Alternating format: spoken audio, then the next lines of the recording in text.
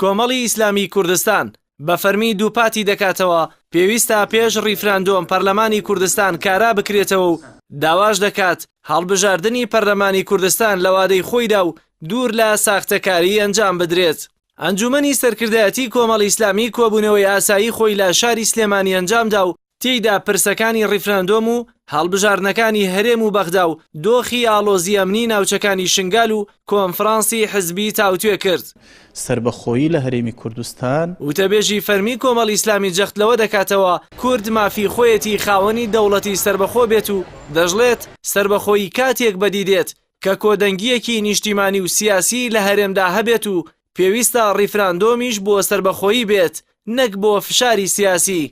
هەڵوستی کۆمەڵی ئیسلامی ڕوون بووە ئێمە باوەڕمان وایە کە مەسەلەی سربەخۆی و دروستکردنی دەوڵەتی کوردی مافێکی مەشروعی گەلەکەمانە وەک کۆمەڵی ئیسلامیش بەشێکی استراتیژی کارمانە حقیقەت سربەخۆیی لە هەرێمی کوردستان بەدیدێ کاتێک کۆدەنگیەکی سیاسی و نیشتیمانی ناوخۆیی لە هەرێمی کوردستان هەبێ و ڕیفراندۆمێکیش ئەبێ بکرێ کە فعلەن لە پێناوی سربەخۆیی بێ و سربەخۆیی بە دوای خۆی دابێنێ نەکەمە ڕیفراندۆمی دیسان وەکو کارتێکی سیاسی بەکاربێنینەوە ڕیفراندۆم بێ بەجددی لە پێناوی سربەخۆی بێ و من بەش بە حاڵی خۆم سەیرم لەوە دێ کە باس لەوا کرد کە سربەخۆ ڕیفراندۆمەکەین بەڵام مەرجی سربەخۆی ڕابگەێنین یەکواتە ڕیفراندۆم بۆ بکەین کاتێ سربەخۆی ڕاناگەێنی. پرسی ڕیفراندۆم لە گۆڕەپانی سیاسی هەرێم و عێراقدا شیکاری جیاوازی بۆ دەکرێت لەلایەکەوە بوونی عینادی سیاسی و قەیرانی دارایی و ناتەبایی نێوان لایەنەکان وای کردووە بڕوابوون بەو پرۆسەیە لای بەشێک لە هاوڵاتیان ئەستەم بێت لای بەشێک لە شەقامی عێراقیش بە کارتێکی فشاری هەرێم دەزانرێت بەرامبەر بەغدا. وتەبێژی کۆمەڵی ئیسلامی داوا دەکات لا پێناو گێڕانەوەی متمانە بۆ هاوڵاتیان چیتر حزب جێگرەوەی یاسا و حکوومەت و پەرلەمان نەبێت و لا پێناو ڕیفراندۆم و سربەخۆیش پێویستە پێش هەر هەنگاوێک کۆتایی بە قەیرانەکان بهێنرێت. هەرەبێ هێزە سیاسیەکان واز لەو احتیکارە بێنن بزدات دەستەڵاتدارانی سیاسی لە هەرێمی کوردستان واز لەو قۆڕخکاریە بێن و بچنەوە سەرمەساری وەکو هێزێکی سیاسی مامەڵە بکەن. حزب بەدیلی دەستەڵات نەبێ بەدیلی حزب بەدیلی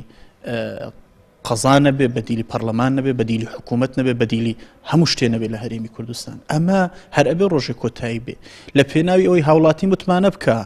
کە دەستەڵاتدارانی کورد بڕیار بە دەستانی سیاسی کورد لە هەرێمی کوردستان ڕازگۆن لەگەڵ هاوڵاتیانی خۆیان ئەبێت چوار هەنگاوی سەرەتایی لەو ڕۆ بنێن کە ڕەنگە وەگەڕخستنەوەی کاری پەرلەمانی لە هەرێمی کوردستان ئەوەی پەرلەمان بچێتەوە سەر مەساری ئاسایی خۆی بۆ کارکردنەوە هەنگاوێکی سەرەتایی و بەسیط بێ لەو ڕێدا. ئەنجومەنی سەرکردایەتی کۆمەڵی ئیسلامی داوا دەکات هەڵبژاردننی پەرلەمانی کوردستان لە وادەی یاسایی خۆیدا و لەلایەن کۆمسیۆنی باڵایی هەڵبژاردن و ڕاپرسی هەرێمەوە و دوور لە ساختەکاری ئەنجام بدرێت لەبەرەوەی هیچ شتێک جێگرەوەی هەڵبژاردن نییە و داواژ لە هاوڵاتیان دەکات بەدەم پرۆسەی بایۆمەتریەوە بچن بۆ ئەوەی ببنە خاوەنی دەنگی خۆیان و یاری بە دەنگیانەوە نەکرێت. باوەڕمان وایە کە ئێمە بەدیلمان بۆ هەڵبژاردن نییە و هاوڵاتی لە پێناوی گۆڕانکاریەکی ڕیشەیی لە پێناوی ئەو پەیامەی خۆی کایداتەوە بە دەسەڵاتدارانی سیاسی غیری هەڵبژاردن ڕێگایەکەی لە بەردەمنی بۆ ئێمە کۆمەڵی ئیسلامی لەگەڵ هەڵبژاردننی لە وادەی خۆیدا هەڵبژاردن بکرێت و هەڵبژاردنێک کە فعلەن ئەو کۆمسیۆنەی لە هەرێمی کوردستان پێکهاتووە وەکو هەنگاوێکی بیدایی خۆی بتوانێت لە وادەی خۆیدا هەڵبژاردنێکی نەزیح پاک و بێگرت کە متمانەی دەنگدەری تێدا پارێزراو بێ و ئەمەش تەنها ڕێگای تەندروستە لە پرۆسەی سیاسی لە پێناوی گۆڕانکاری گەورەتر کە لە هەرێمی کوردستان هەمومان تەمەناکەی. لەگەڵ سەرهەڵدانی قەیرانی دارایی و سیاسی و یاسایی کۆمەڵی ئیسلامی کوردستان جەختی لەوە کردووەتەوە پێویستە سەروەری یاسا لە هەرێم بپارێزرێت و چارەسەرکردنی هەر گرفتێکیش لەسەر حسابی پێشێلکاری یاسایی نەبێت. هەروەها ئەوەش دووپات دەکاتەوە سەروەری یاسا واتە پاراستنی مافی هاوڵاتی لەسەر خاکی پارێزراوی هەرێمدا. جەلال محەممەد، کەناڵی ئاسمانی پەیام، سلێمانی.